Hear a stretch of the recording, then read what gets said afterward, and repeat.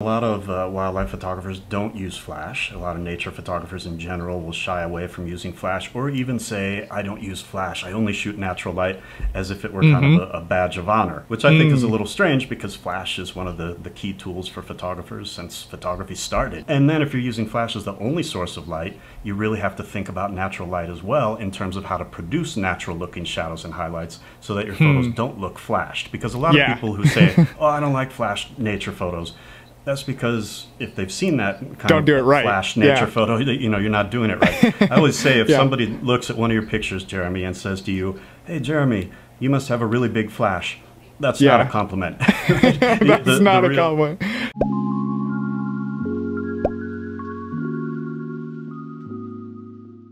Welcome to Bird Burger, where we talk about all things wildlife and nature oriented. In wildlife photography, we often imagine that we can only capture what presents itself in the scene that we're currently looking at with little control over the outcome. However, not only does this perspective present itself in the way of composition or positioning, but mostly in the way of lighting. But today I'm joined here by awesome wildlife photographer Greg Basco, who's a master at kind of shaping light to help create the images that he imagines up in his mind. Greg, thanks for being on here today. Jeremy, thank you so much. I tell myself I'm awesome every morning. It's a nice little positive affirmation ritual I have. No, I appreciate that compliment. that compliment. Thanks a lot.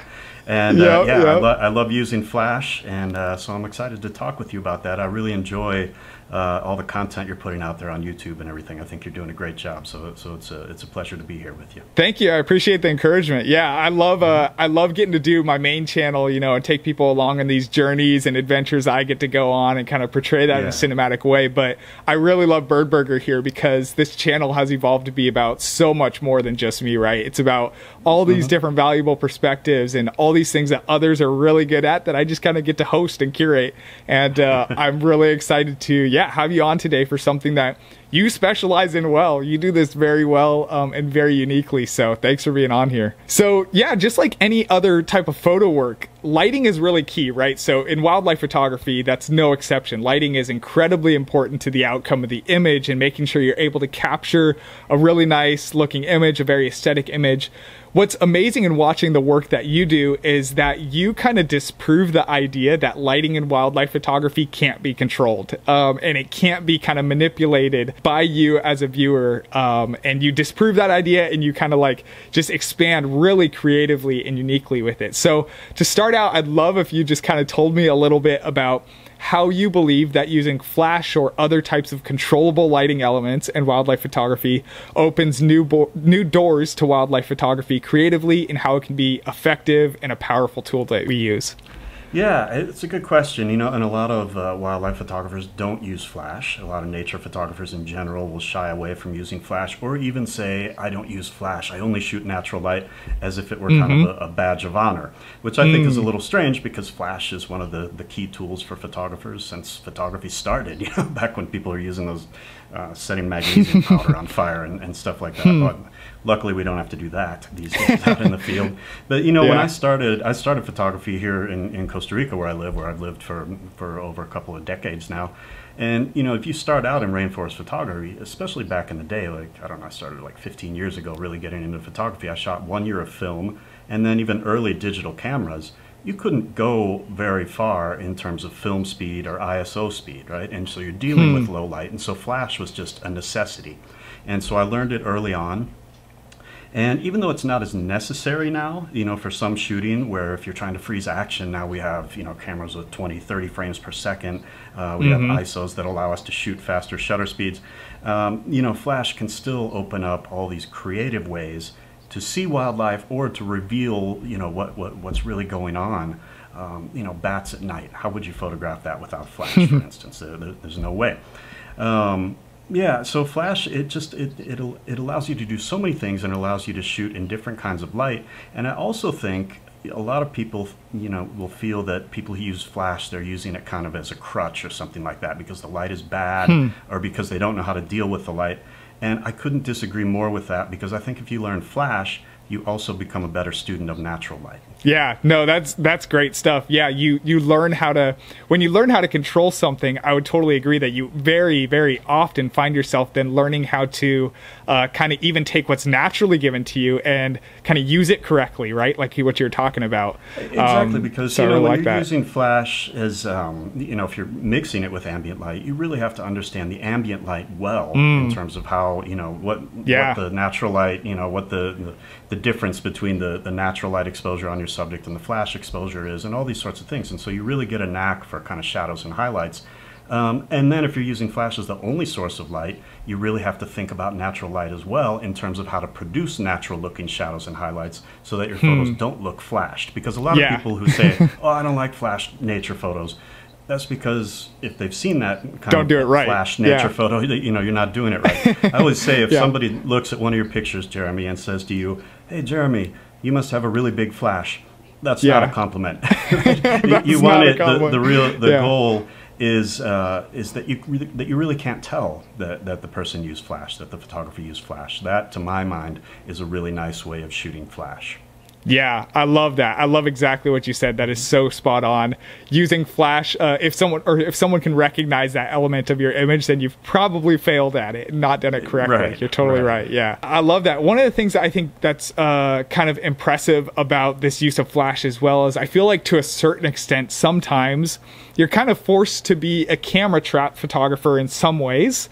But I know I recognize that that's not always the case either, right? So in your flash setups, do you find yourself most often using flash with camera trap like setups, for lack of a better word, maybe, you know, a setup where you'll kind of leave it, let it be remotely triggered, or maybe let it, you know, be motion detection triggered? Or do you find yourself also using flash just as much or maybe even more in live setups where you're right with the camera snapping those images? You know, right now I'm doing more of the kind of remote kind of thing, just because that's what I'm into, and I have a couple of projects where I'm working with an environmental conservation NGO here, a nonprofit organization called the Costa Rica Wildlife Foundation that does some great work. And so my business partner in my photo tour company, Paulo Valerio, and I have been doing, since we had time during the pandemic and workshops weren't going, we started to do quite a bit of camera trapping in support of this project, and we're doing that more and more. You know, because we can get some cool images, and it also helps promote some of the work they're doing. For instance, we have an article that's out this month in BBC Wildlife magazine that's about tapirs and tapir conservation with the endangered Baird's tapir. And so, you know, flash was the only way we could get these images, and so we photographed the tapir with a camera trap, going to the fruit that it eats, which is this native species of tree, an endemic species of tree that's also endangered. And then the flower of that same tree is pollinated by bats. So we did another remote setup with another trigger with 6 flashes where we tried to photograph the bat coming to that flower at the tree as well, and got some cool images. And so that kind of stuff is really exciting, and it's a big challenge also, because if you mess up one thing, you know, you blew it, right? And so it's really easier to be there shooting because you can see the back of the camera and say, oh, something's wrong, I'll go fix it, and stuff like that. But in general, you know, in my photography, I'll use it that way, or kind of remote setups, even where I'm there, but maybe I'm backed off 50 yards, 20 yards, whatever it might be, with a wireless remote, and I'll shoot when I see a hummingbird come up to the setup or whatever it might be. But then I'll use flash also a lot in macro photography. And so that's where you're there and you just have maybe one flash with the softbox and you're holding it off camera for a frog or something like that. And then I'll use it, you know, just in general bird photography too, as fill flash, where the flash is in the hot shoe or maybe on a telephoto flash bracket, where you're just adding that little pop of flash, maybe to reveal some of the colors in the bird, or to deal with, especially if you shoot birds in a forest, like I know you've done, sometimes you have to deal with this where, you know, the background is all sunny or there's dappled light and the bird's in the shade, and to get an exposure that you're happy with, you need some supplemental light. So those are kind of the 3 main ways you can do it. Like main flash for macro, which like I said, you can do with one or 2 flashes. Just fill flash for birds, which is just with a flash. with one flash, mixing it with the ambient light, and then more elaborate setups where you're using two or more flashes for camera trapping or remote sort of things like that. Yeah, I love that. That's really cool. That's really useful. I've never kind of thought of it in that sense of those 3 different types of setups. So yeah, thanks for sharing that. Sure. You were talking about kind of camera traps or more elaborate setups, or something where you're remotely triggering it, right, with a much more elaborate flash setup. Recently, you got one of Montezuma Oropendola.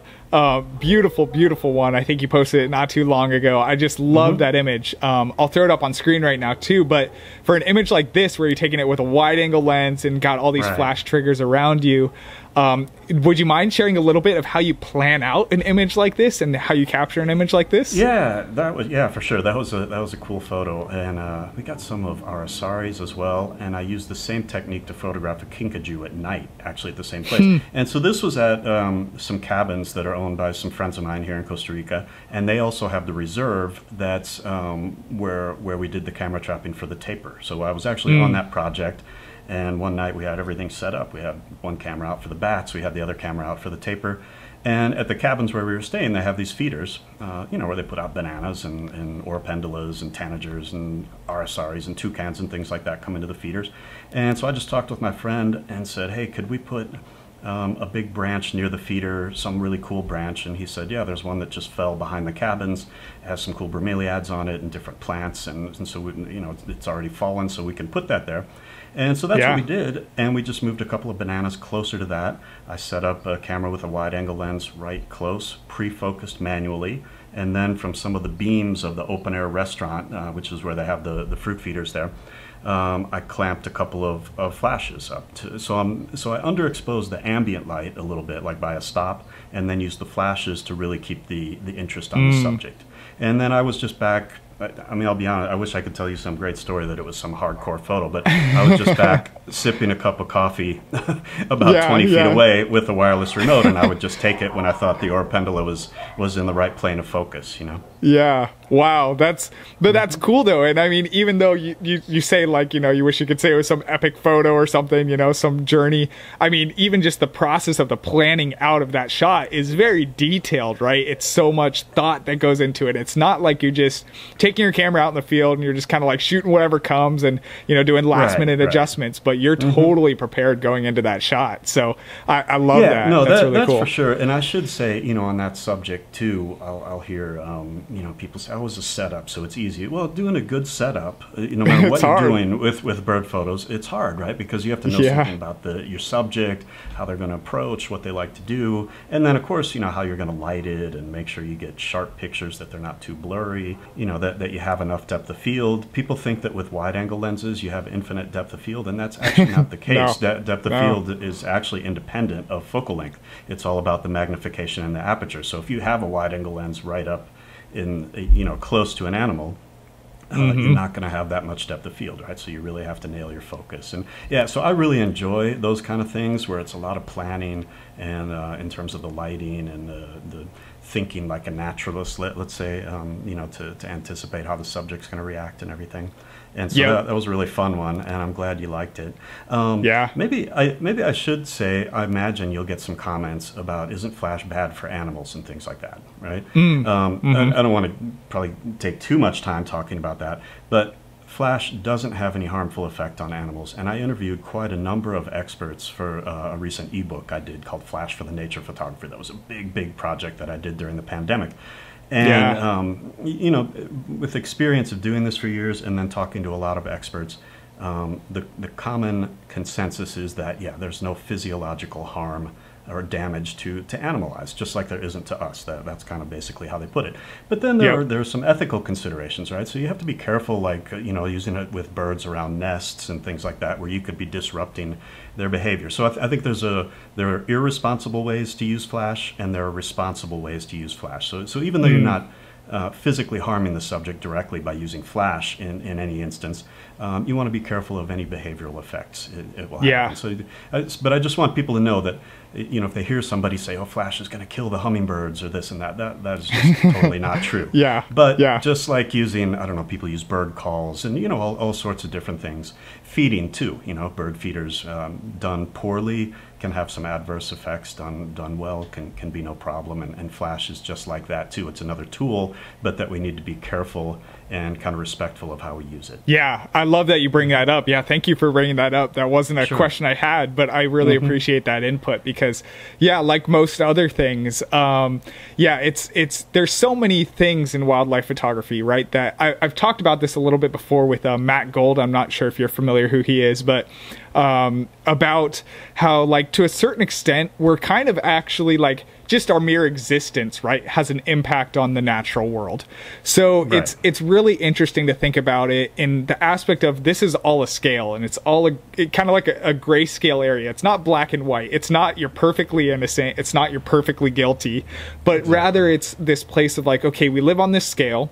And when is it too far? When are you being too disruptive? And that line can be very, very close, on when are you really crossing that line? But I appreciate you sharing that because, I can imagine. I'm no expert in flash like you are, but I can imagine, that if it's, if a animal species is running across a flash setup, once a day at most, or whatever it may be, it's probably not going to change its behavior that largely, if at all.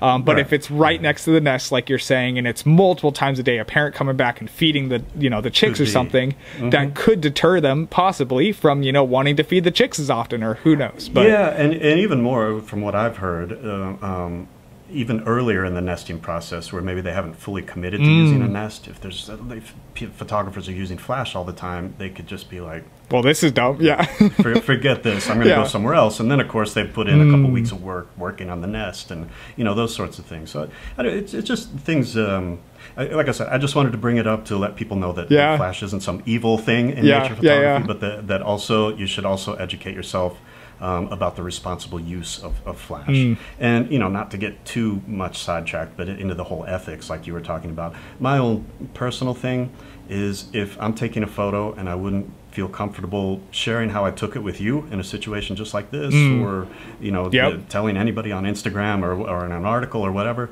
if I would want to hide what I had done or what I was doing, then I probably shouldn't be doing it. So that's kind of my ethical guide. If I don't feel comfortable saying how I'm doing things, I won't do it. That's a great and simple rule. And that obviously has some variety, right? Some people might feel fine sharing that they did whatever, something that I think maybe is not a good thing to do, but at least they're, you're being accountable. You're going to be truthful about it and accountable. That's a good way to put it. I love it. Thanks for sharing that. You talked, so we were talking about like this more elaborate remote shutter setup, right? You were also talking about how one of the options of those three that you listed was macro photography and doing more intimate wildlife subjects, or even other things beyond wildlife, right?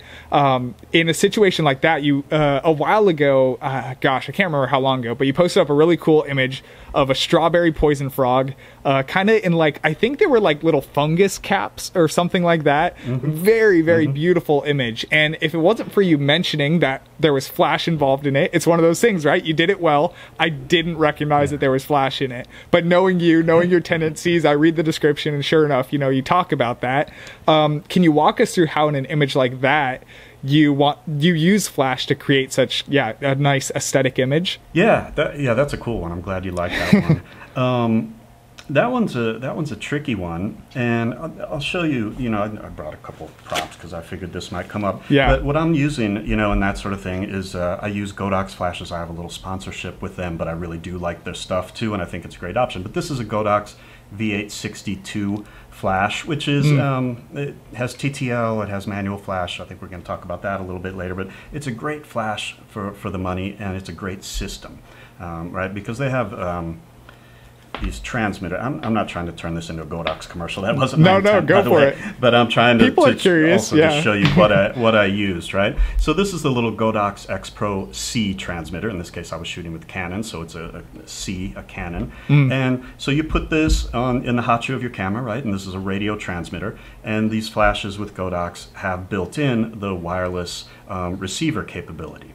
And so I have this in the camera, and then I'm able to hold this off camera wherever I want, and it'll shoot wirelessly. And then I also like to always use some kind of softbox, especially for macro work. So this is one by Rogue Flash Bender, which I've really kind of liked. It's nice and portable, but a softbox can really give you obviously this softer light. And the way that works is by making the size of the light source larger relative to the subject. So one like this size is great for a little tiny poison frog, which is about this big, right? A strawberry poison frog. Yeah. It's why when you see fashion photographers doing this sort of thing, and they're shooting people, they're going to have these giant octobox strips that are maybe 8 feet long, because again, it's all about the size of the light source. And so that's what I was using for that picture. And the reason I needed to use flash was because the background was much brighter than the subject. This was down on the forest floor in a rainforest in Costa Rica, and the strawberry poison frog was jumping around there, and with the help of a friend with a little stick, we were able to coax him up onto one of the mushrooms. He was right on the log hopping around the mushrooms. We got him there, and so then I kind of laid down on the forest floor with a macro lens, and my friend in this case helped hold the flash right over the top of the scene so that you have the light coming in a natural direction. That's another key. There's the direction and then the size of the light source. Those are the two keys in making flash look natural. And so in this case, the background was so much brighter than the subject, the sunlit, just these bright green leaves in the background, that when I exposed those properly, the mushrooms, the little tiny cup mushrooms, and the frog were a complete silhouette, basically. And so the flash is doing all the work on the subject. And so that's why, again, the softbox and positioning the flash to create natural looking shadows is really important. And that's what made it not look like a flash picture. The other thing I did that was a little tricky is I really wanted a wide open aperture. You know, usually in macro, people would use things at an aperture like f/16 or something like that. And that can be a great go-to aperture to get depth of field. But in this case, I wanted this kind of dreamy, shallow depth of field look. So I was using f4 or f2.8, I don't remember. And what that meant is since the background was so bright, I had to use, even though I dropped my ISO to 100, the shutter speed was quite fast. I think the shutter speed for that shot was like 1/2500th of a second. And that's just what I needed at f2.8, low ISO. I needed 1/2500th of a second to properly expose those super shiny sunlit leaves in the background. And so that meant that I had to use my flash in a mode called high speed sync, which you can talk about it a lot, but it basically is just a setting that pretty much any flash has that allows you to shoot with the flash at any shutter speed. And so it's a good thing if you have a flash and you're getting into it, you should always engage high speed sync. Some systems it's through the body, like on Nikon, and other systems it's through the flash. But you should have high speed sync set, and it'll work in this special mode that allows you to use faster shutter speeds when necessary, and when you're shooting at more normal shutter speeds, the flash will work normally. So there's no downside to always having it set and available for you. That's cool. Yeah, that's a lot of good details. Yeah, because in the limited flash stuff that I've done, yeah, I've recognized that when I didn't know what was going on, you know, you have the flash, not, I guess syncopated might be the right word, where it's like you take the picture, flash is coming a little bit after or before after. So yeah, it's important to have that recognition. But that's a really cool process in that shot, and I really appreciate you sharing that. Yeah, you know, I'll say, I mean, but the main thing, there's just a few key concepts that, you know, that nature photographers, we just don't tend to know as much, but any commercial photographer or fashion photographer would know this stuff. Like it's like 101 for them, you know. But in nature, we're just not used to it. But it's basically all about recognizing, you know, what's going on in the scene, getting the exposure right for the natural light, and then adding in the amount of flash you want. That's really just a cornerstone of learning flash, is being able to do that. And that's kind of why I said that, you know, when you start to learn flash, you really do become a better student of natural light as well, because you can mix the two. Yeah, I love that. That's some great stuff. So you mentioned TTL flash versus manual flash.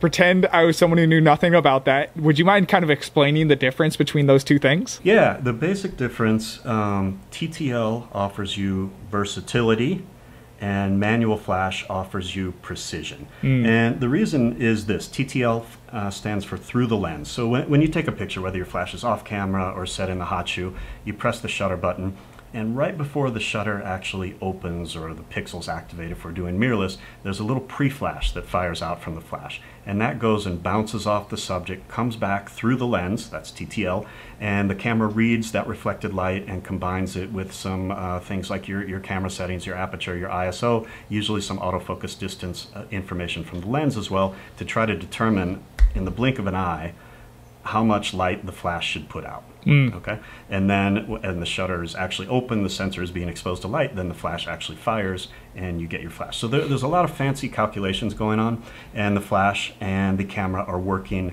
in tandem to try to ensure the proper output of the flash. And so that can be great when your distance to subject is changing, or say, you know, sometimes I'm holding the flash way up here, and then sometimes I'm holding the flash here. If the light were constant, the light was the same amount of light coming out, whether it's here or there, I would have exposure problems. Yeah. Right? Because it'd be too bright when I'm down here, it'd be too dark when I'm up here. TTL is going to read all those and try to keep the output correct for whatever it is. And you can control that with a thing called flash exposure compensation, where you can just dial the flash up or dial the flash down.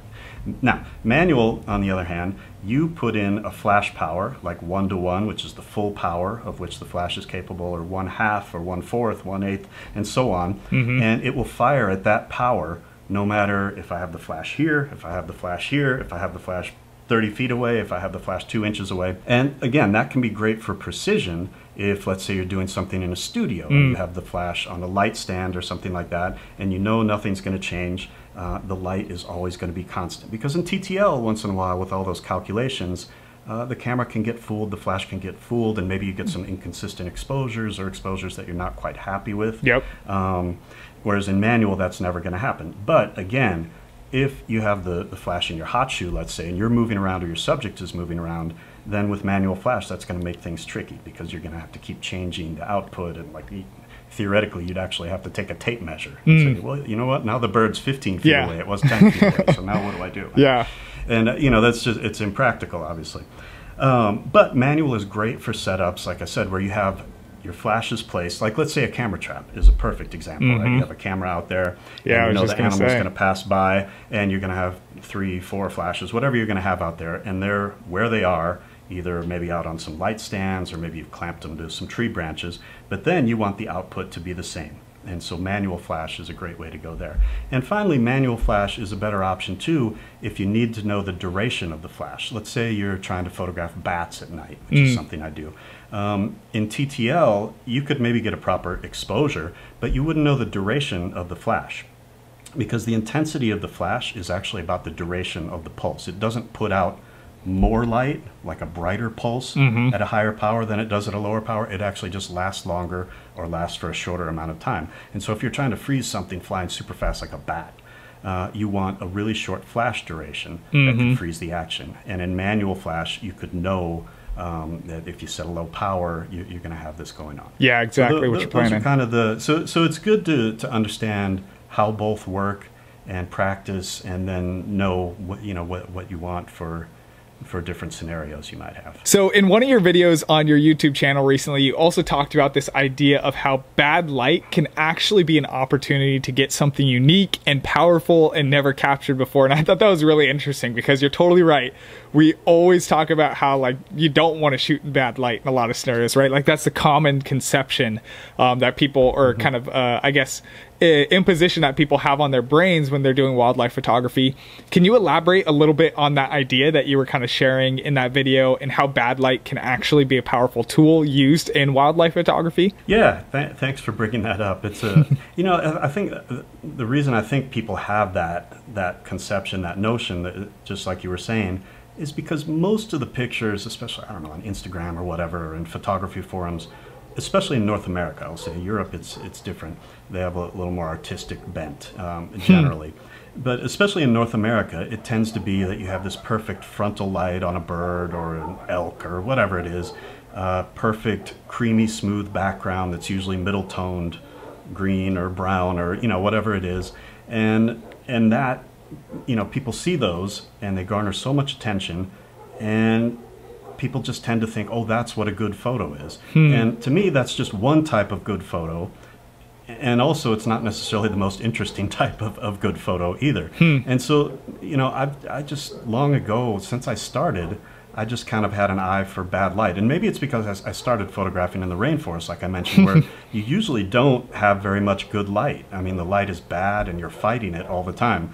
Great ad for my photo tours, by the way. Come and shoot in horrible light, right? But maybe just becoming attuned to that rainforest light, you know, made my brain more attuned to seeking out possibilities that, wow, this could be a cool picture, even though the light is not classically perfect in any way. So yeah, I mean, I'll look for backlight, I'll look for side light, harsh sunlight, even, you know, depending on what's going on. And you just, I think what you have to do as like a wildlife or bird photographer is throw out that idea that it has to be that classic kind of photo for it to be a good photo. And so you just have to say to yourself, no, there's lots of good photos out there, and maybe it won't get as many likes, or maybe a lot of people will say, oh, you know, this is no good because the background's too dark, or the background's too busy, or the light isn't, you know, there's too much shadow, all those sorts of things. You need to shoot for yourself, I think, and what you like. And kind of, you know, I always think about it too, like there's usually almost always an interesting photo out there that you can make. If you have a cool subject, I'm of the mindset that there's no bad light for that subject. And you know, another thing I'll do is I'll kind of I'll try to find obscured views of a subject too, like maybe shooting through leaves and things like that. And even at the expense of foregoing like the classic clean shot. Like if I stepped over to my right, I could have a perfect view of it with a perfect background. If I stepped to my left, I might be shooting through some tree branches, but it could give it some depth and you know, some things like that. You know, the other thing that does, again, it gets you to be a better photographer, I think, just because you're really thinking about light and how to expose the subject properly, even though maybe just the head is lit up or something like that and everything else is in shadow, and so you really need to meter things well. Yeah, I love that. I think you bring up some really interesting things there, things that could be a whole nother podcast in and of itself, right? But that would be an interesting one for lots of photographers. I mean, you know, I mean, there are lots of photographers. Just how, you know, one thing I like is always looking at other photographers' work is when I see people doing things that are different. You know, you can just learn how they see and incorporate some ideas into your own work. But yeah, you know, the other thing I think it does is it really adds a lot of variety to your portfolio. Because if every shot you take is basically the same, you know, the same kind of shot, frame filling thing, perfect background, flat light, whatever, each one of those images is a really nice image. But as you look through 20 or 30 of them, it can start to get kind of old, right? Yeah. Or if you thought about, you know what, I'd like to do a book someday, I want to do a magazine article or whatever, you know, variety is a nice thing to have in life in general, I think, and but especially in wildlife and nature photography. Yeah, 100%. I love that. Yeah, I think like, expanding a little bit on what you said, like, I mean, Instagram, for example, that is probably the largest platform for wildlife photography viewing in our current society and culture probably nowadays. I'd say more people look at Instagram wildlife photos than probably any other source of kind of I guess media. But yeah, on Instagram, right, we're looking at it on phones, and it can be very hard to digest something on a phone that's not very, very clear and big in frame. Right. And that hurts the idea of creative photography a lot in wildlife photography. Like, I think that you can get some really interesting things that look great when they're blown up, maybe like, you know, 20 by 30 or whatever the heck you want to, you know, blow them up to. But then when you throw them on a little screen, it's like, oh, dang it, that subject's too small. Like, I can't see it on my tiny little phone screen. Or it's not going to have the same impact. Exactly, yeah. So, that's something that's really good, and I've been really trying to challenge myself creatively every time I go out and take under a new project. What can I do different on this project that I didn't do last time, right? And sometimes I wind up getting more standard shots still, like I'm definitely not like scotch free of that, right? And sometimes I think it's great too. But it's so important, I think, to challenge yourself creatively and in unique, different types of shots, like you were saying, to kind of push that envelope forward and do something, you know, that hasn't been done before. So you mentioned also in one of your other videos, flashlights. And I thought that was really interesting because I'll be honest, I've never thought of using a flashlight as a light source for wildlife photography. But you mentioned how, you know, maybe it's not ideal, but they can be used. That's literally a pretty much a free entry point into learning how to manipulate light and use light in wildlife photography. And they can also be easily controlled because of the fact that it's a constant light, right? You're not having to like figure out all the, you know, the nuances of flash and all of that good stuff. Can you talk a little bit about maybe, I guess, that use of flashlights and how you'd recommend that for people that are, you know, just wanting to try it out, get into it a little bit, or even more advanced techniques maybe? Yeah, sure. You know, flashlights, I mean, people use them in nature photography a lot for light painting, like night landscapes, right? I mean, we've all seen those. And so that's, you know, kind of, it's the same idea, essentially, right? But let's say for macro, let's say a macro subject, where maybe there's a lot of shadow underneath a frog or a flower or whatever you're photographing in macro. You know, you can do some things. You could hold a little reflector to reflect light back in, but maybe there's not always the sunlight you want to do that or whatever. So a flashlight is just something that, like you said, is cheap. It's handy to have in your pocket. And so you could easily just put a little bit of light under there to illuminate, let's say, the underside of a flower or whatever you're shooting, a bug or a frog. And like you said, I think it's a really good entry point for people who are trying to learn flash because just like you said, you get instant feedback about seeing, oh, if I hold it up here, I see what happens with shadows here. If I hold it farther away, now it's less light. And so I think it's a really good way to teach yourself about flash because it's really, it's artificial light that you can control. It's really the same kind of thing. And the only difference between a flashlight and a flash is that the light from the flash doesn't last as long, right? Yeah. I mean, that's really the idea, but the size of the light source, the positioning, all that stuff I talked about a little while ago with flash, it's exactly the same with flashlights. So it's a great way to teach yourself about highlights and shadows with artificial lighting. Yeah, that's good. The drawback it has is if you're photographing a subject, maybe a little frog that's moving around a lot, flashlights aren't that powerful, right? So you're still stuck with maybe some slow shutter speeds, whereas flash would help you, you know, freeze any motion and things like that. But I really think flashlights are something everybody should have in their bag. I guess another question I have for you before we kind of get towards the end of this video, if I was a beginner looking to get started and try some flash wildlife photography for the first time, how would you recommend starting out and kind of learning these techniques, and what are maybe some beginner kind of tips to implement in flash photography? I'd be remiss if I didn't mention my Flash for the Nature Photographer ebook. There we go, perfect segue. I'm a terrible salesman. I hate doing stuff like that. But it really is a good book. But you know, you definitely want to really you want to get the technical part down first. You know, there are a lot of photographers who I think like the technical part is almost more important than the other part, the real part, let's say. Yeah. For me, the technical part is just you need to understand it and have it be second nature, so that you can just kind of put it into practice automatically and concentrate on, I think, what most of us really love about nature photography, which is being out there and, you know, getting an artistic, cool shot of our subject, you know, so we can really concentrate on the photography part and just make the technical part, you know, kind of automatic. So you really want to go through your flash manual, watch videos on YouTube. There's a lot of great information out there. Know what all the buttons on your flash do, all those sorts of things. And so you practice. I would practice at home a lot.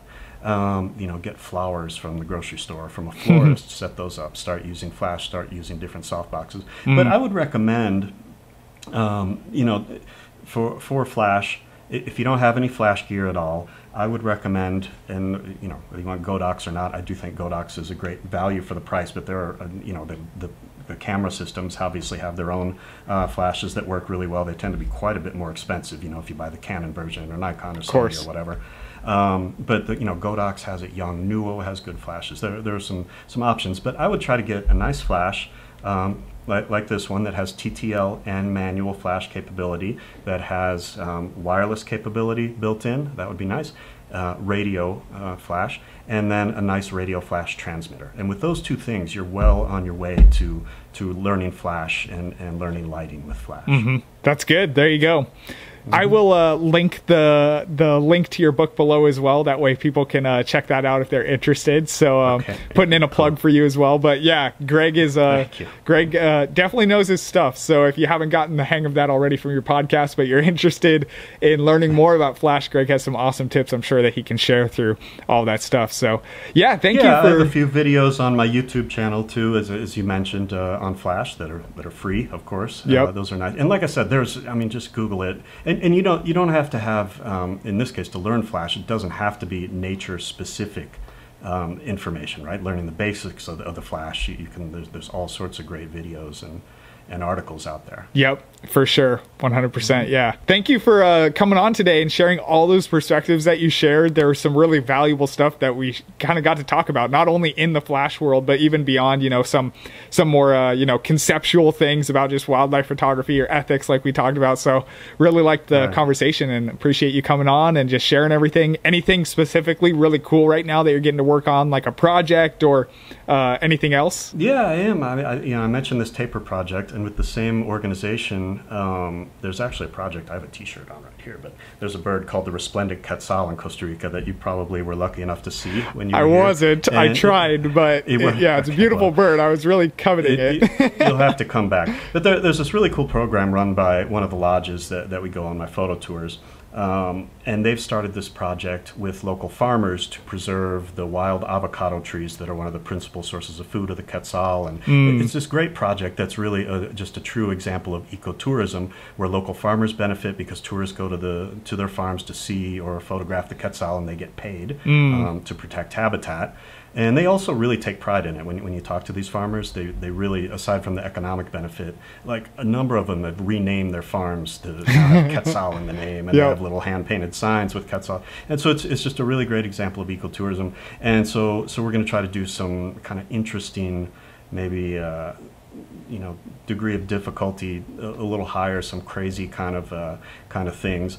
We probably won't use Flash on that because, especially if we're going to try to do a shot where it's flying into the nest, and we're going to try to do it with a wide angle. And most likely we don't want to use Flash in that situation, so we'll just have to work a way around it. But yeah, that's one I have coming up. That would be a big project that's going to involve probably some video too, and to tell the whole story in support of the project, which is a really cool project. I love that. That sounds amazing. Yeah, I will definitely sit back in my chair over here being jealous of all the amazing stuff you're getting to see in that project. And yeah, whenever I get to next go to Costa Rica, I'll be expecting you to take me around. So yeah, no, definitely. Tell me with some lead time, and I'd be happy. It'd be great to go out in the field together. Yeah, most definitely. Well, thanks, Greg. Thanks for being on. Thank you guys so much for watching. If you haven't already, make sure to go check out Greg's channel, subscribe to it, as well as subscribing to Bird Burger below. Thank you guys for watching. I'm so excited to see you guys in the next episode.